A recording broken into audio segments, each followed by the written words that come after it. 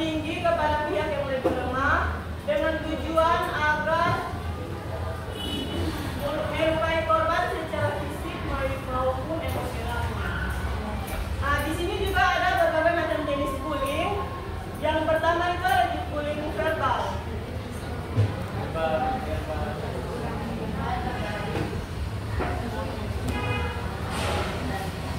Nah, bullying verbal ini seperti tindakan kekerasan verbal yang dilakukan terhadap korban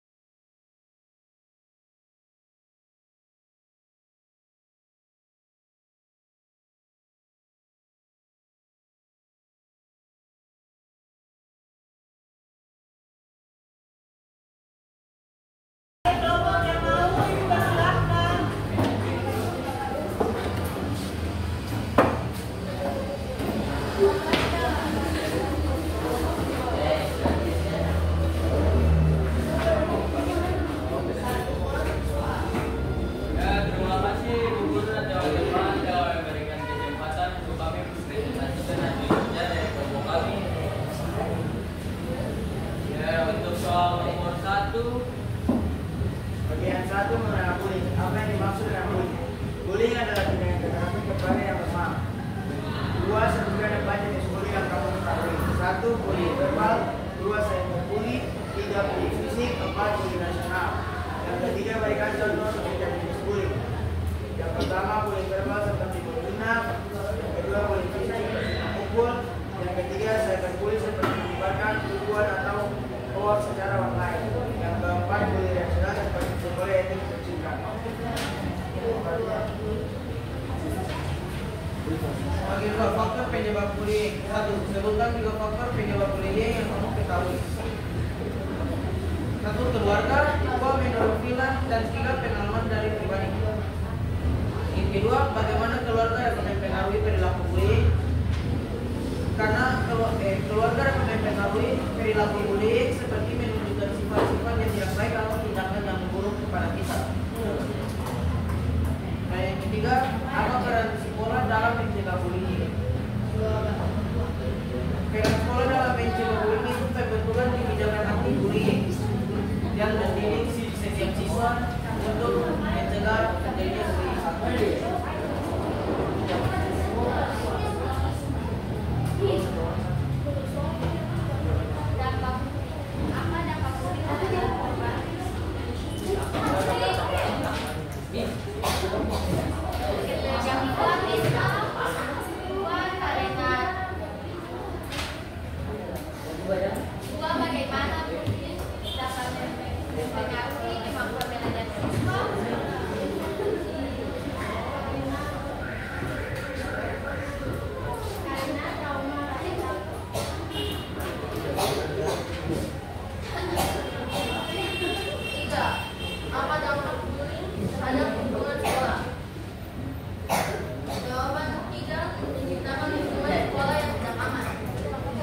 Ya, demikian hasil presentasi kami. Apakah ada pertanyaan?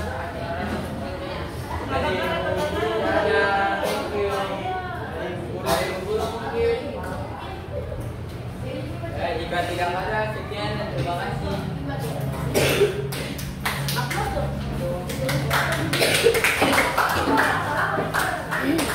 Ada kelompok lagi.